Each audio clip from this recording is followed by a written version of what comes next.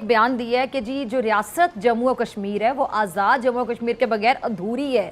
یعنی اب یہ عبداللہ بھائی بات یہ مقبوضہ کشمیر کی نہیں کر رہے, اب ان کی نظریں آزاد کشمیر پہ لگ گئی ہیں. اللہ الرحمن الرحیم, بہت شکریہ. پہلے تو ان کے جو آرمی چیف کا بیان ہے میں اس سے تھوڑا سا اختلاف رائے رکھتا ہوں. انہوں نے 80% بولا, بلکہ بھائی 100%, وہاں تو 100% لوگ پاکستانی ہیں, اللہ کا شکر ہے, کیونکہ وہ تو کہتے ہیں کہ پاکستان ہمارا ہے, ہم پاکستانی ہیں. اس لیے یہ 80% والا تو میں اس فگر سے تو نہیں ایکسیپٹ کرتا. دوسرا جو انہوں نے کہا ہے کہ جی ورنہ ... تو ورنہ یہ ہے کہ وہ ایک آدمی تھا, وہ بار بار لوگوں کو تڑی دیتا تھا کہ تو جانتا نہیں مجھے کون ہے, تو جانتا نہیں ہے, لوگ ڈر جاتے تھے. ایک آدمی اس کے پاس آیا, اس نے کہا ہاں بھائی تو کون ہے, انہوں نے کہا بھائی جان میں بیمار ہوں. تو اس کے بعد ورنہ یہ ہے کہ کشمیر ہمیں دے دیں گے.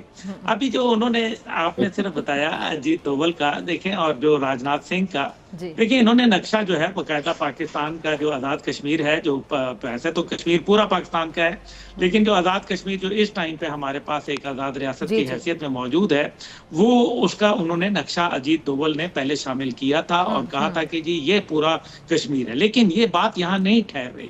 دونوں صاحبان بہت اچھا جانتے ہیں کہ ابھی جو انہوں نے اپنی پارلیمنٹ بلڈنگ کا افتتاح کیا اور باقاعدہ اس پہ ہون کرایا, جس کے اندر باقاعدہ اگنی کو جو ہے وہ جلایا گیا, اور مودی جو ہے وہ پتہ نہیں رنگ برنگے کپڑے پہن کے وہاں بیٹھا تھا ایک کارٹون بن کے, تو وہ اس صورت کے اندر جو ہے وہ انہوں نے پورے پاکستان کا نقشہ جو ہے وہ اپنے پارلیمنٹ کی بلڈنگ پہ لگا دیا اور اس کو اکھنڈ بھارت کا نام دیا. اب یہ علیحدہ بات ہے کہ سکھ آ کے جو ہے لال قلعے پہ خالصتان کا پرچم لہرا دیتے ہیں کسان موومنٹ کے دوران.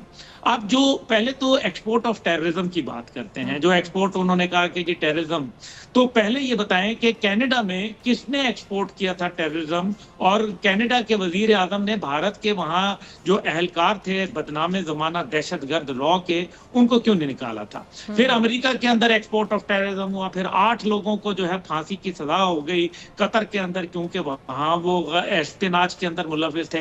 پھر خود راجناتھ سنگھ نے اور اجیت دوول نے اور مودی نے الیکشن کے دنوں میں بولا کہ جناب ہم نے پاکستان میں 12 لوگوں کی ٹارگٹ کلنگ کرائی ہے.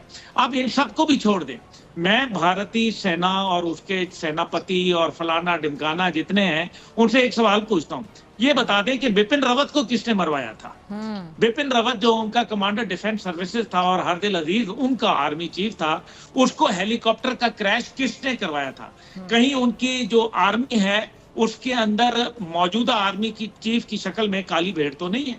کہیں ایسا تو نہیں ہے کہ ان کا ایئر چیف اس میں ملا ہوا تھا. کہیں ایسا تو نہیں کہ بپن راوت کو نیچے سے راکٹ مار کے جو ہے وہ مارا گیا تھا, کیونکہ یہ وہ علاقہ ہے جہاں ان کی انسرجنسی جاری ہے. 2200 لوگ جو ہے وہ جہنم واصل ہو چکے ہیں بھارتی فوجی وہاں, اور یہ پچھلے کئی سالوں سے جو ہے یہ جنگ جاری ہے, جبکہ پولیٹیکل میدان میں بھارت کو بری طریقے سے وہاں سے شکست اٹھانی پڑی ہے. اس لیے یہ کہہ دینا کہ پاکستان کے اوپر اس کی 2 وجوہات ہیں. پہلی بات یہ ہے کہ وہ اندرونی طور پر بہت کمزور ہو گئے. ابھی ان کا نیول چیف کا بیان آپ یاد کریں, نیول چیف نے کہا کہ میں پاکستان کی نیوی. جے ہند, سواگت ہے آپ کا ہمارے چینل پر ایک اور لیٹسٹ ویڈیو میں. تو دوستو, اگر آپ یہ ویڈیو یوٹیوب پر دیکھ رہے ہیں تو پلیز ہمارے چینل کو سبسکرائب کر لیجئے گا. اگر فیس بک پر دیکھ رہے ہیں تو فیس بک پیج کو فالو کر لیجئے گا, اور ویڈیو کو زیادہ سے زیادہ شیئر بھی کیجیے گا. کومنٹ کر کے دوستوں پاکستانیوں پر اپنی رائے ضرور دیجیے گا. اور جو ہمارا چینل ڈیجیٹل ایجمنٹس انڈیا ہے اس پر کرکٹ سے جڑے ہوئے مدعوں کو لے کر دوستوں ہر 1-2 دن کے بعد ہم لائیو سیشن کیا کرتے ہیں, تو اس سیشن کو آپ ضرور جوائن کیجیے گا.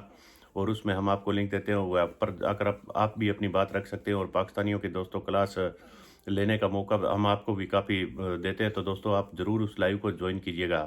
اب بات رہی دوستوں, آپ پاکستانی میڈیا دیکھا ہوگا کس طرح اگر ان کے کسی بھی شو میں اگر انڈیا کا نام نہیں آتا ہے تو ان کا شو پورا نہیں ہوتا ہے. اور جس طرح سے دوستوں یہ جھوٹ بولنے میں ماہر ہے, ابھی آپ نے جو شروعات میں ویڈیو میں دیکھا ہوگا کس طرح سے یہ پاکستانی 1-2 تو دوستوں ریٹائر فوجی ہے, اور کس طرح سے فضا خان ایک کے بعد ایک گپ ٹھوکے جا رہی ہے. تو آگے بھی دیکھیں دوستوں, راجناتھ سنگھ کے ایک بیان کے بعد کس طرح سے پاکستانیوں کی بالکل ان کی دوستوں سٹی پٹی گم ہو جاتی ہے. اور جس طرح دوستوں پاکستانی آئے دن جھوٹ بولنے میں جو بھارت کا نام آتے ہیں کس طرح سے یہ جھوٹ بولنے کی ساری حدیں پار کر دیتے ہیں. تو دوستوں ویڈیو کافی مزیدار ہے, ویڈیو کو لاسٹ تک ضرور دیکھیے گا. چلیے کرتے ہیں طور پر بہت کمزور ہو گئے. ابھی ان کا نیول چیف کا بیان آپ یاد کریں. نیول چیف نے کہا کہ میں پاکستان کی نیوی کی پروفیشنلزم اور اس کی حیرت انگیز ترقی سے حیرت زدہ رہ گیا ہوں. दूसरी तरफ जो है उनका एयर चीफ कहता है कि तेजा जहाजों के मुतल्लिक वो कोसता है और कहता है कि जी 2 दहाइयों में अंदर जो है वो जहाज कोई नहीं मिला हमें, ये तेजा जहाज के मुतल्लिक उनका एयर चीफ बोल रहा है। उनका आर्मी चीफ जो है वो अब तवज्जो हटाने के लिए अपने काले कवानीन और अपनी रियासती दहशतगर्दी जो कि कश्मीर समेत दीगर इलाकों में जारी है, जिसके अंदर उन्होंने सिखों के ऊपर हमले किए, 861 जो सिख थे उनको किसान मूवमेंट में मार डाला। अब वो ये बातें करके ताकि नया जो डोनाल्ड ट्रंप की हुकूमत आ रही है उसकी तरफ जो है वो शोर मचाते हैं ताकि वो किसी सूरत भारत को मजीद कुछ टुकड़े इनके मुंह में डाल दे।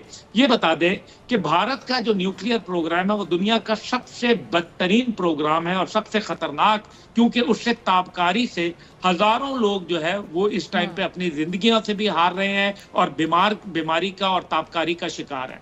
दूसरी तरफ भारत के अंदर 120 से ज्यादा FIR कट चुकी हैं न्यूक्लियर फिसाइल मटेरियल चोरी होने की, जिससे भारत के न्यूक्लियर प्रोग्राम को IAEA ने दुनिया का सबसे खतरनाक तरीन जो है वो न्यूक्लियर प्रोग्राम गर्दाना है। तो मेरे ख्याल में पाकिस्तान की तरक्की, पाकिस्तान की खुशहाली, पाकिस्तानी अफवाज की 3 साल जो पिछले पूरी दुनिया के अंदर नंबर 1 आने की सलाहियत, ये भारत को जो है वो तकलीफ दे रही है। उनके पेट में मरोड़े उठ रहे हैं और बेचारे ये भारतीय पागल हो गए हैं। आर्मी चीफ को कम से कम अपना तवाज़ुन जो है वो कायम रखना चाहिए। बेहतर यह है कि वो किसी अच्छे जो डॉक्टर से इलाज कराए अपने जहनी मरज का जो है, जिसको ख्वाब में भी पाकिस्तानी आर्मी, पाकिस्तानी जर्नैल, पाकिस्तानी सिपाही और पाकिस्तानी जो परचम है वो उसको और ISI वो हॉन्ट करती है। उसको ख्वाब जो है वो आते हैं पाकिस्तान के, गुब्बारा आता है तो वो कहते हैं ये पाकिस्तान का भेजा है, कबूतर आता है तो वो पाकिस्तान का आता है। इतने डर जाते हैं, लानत है इन लोगों के ऊपर।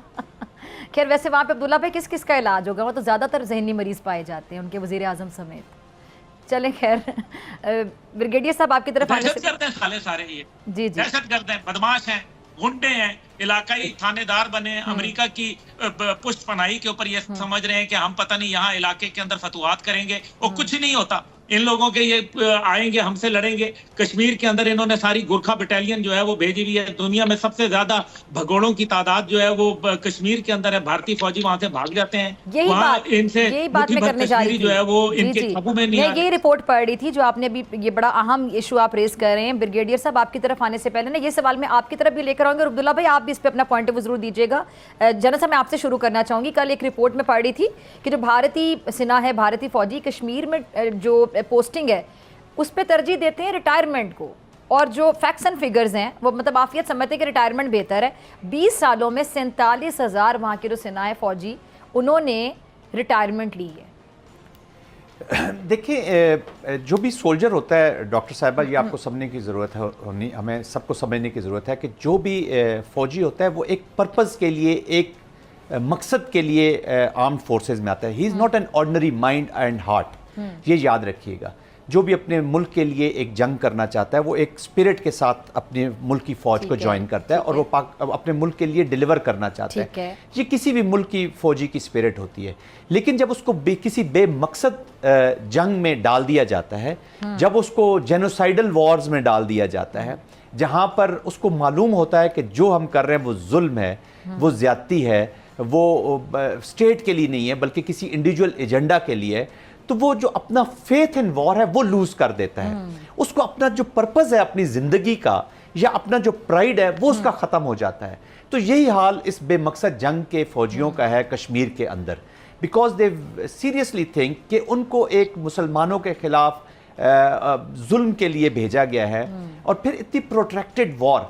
देखें ना, वो अपने आप को प्रोफेशनल भी कह रहे हैं, अभी सारे पार्टिसिपेंट्स यही बात कर रहे हैं कि अपने आप को प्रोफेशनल भी कहते हैं, अपने आप को ताकतवर भी समझते हैं। जो ताकतवर होते हैं ना जी डॉक्टर साहिबा, वो कभी तकरीरें नहीं करते, वो गरजते नहीं हैं, वो बरसते हैं खामोशी के साथ। तो जब वो फेलियर्स होता है तो वो अपने ऑडियंस को एड्रेस करने के लिए, तो वहाँ के सिपाही भी जो है ऑफ कोर्स अंडर स्ट्रेस हैं, पोस्ट वॉर ट्रॉमा वहाँ पे सबसे ज़्यादा है, सुसाइडल कर रहे हैं। आपने पिछले दिनों कई दफ़ा आपने देखा होगा कि उनके आपने वीडियोस देखे होंगे भारतीय सिपाहियों की जो खाने की शिकायत कर रहे हैं, खाना नहीं होता, जो उनके पास मेडिसिन नहीं होती, उनके पास जूते नहीं होते, हैं, उनको लुक आफ्टर नहीं किया जा रहा। उनकी जो सीनियर लीडरशिप है वो अपनी अयाशियों में पड़ी हुई है। मैं तो थोड़ा कंपैरिजन करना चाहूंगी, आप दोनों भी अग्री करेंगे अब्दुल्ला भाई और ब्रिगेडियर साहब के हमारी किसी भी फौजी की माँ से आप बात करें जिनके अगर 4 बेटे हैं या 5 बेटे हैं और 2 शहीद हो गए, तो वो कहती कि मैं तीसरे को भी फौज में भेजूंगी, चौथे को भी, 5वें को भी।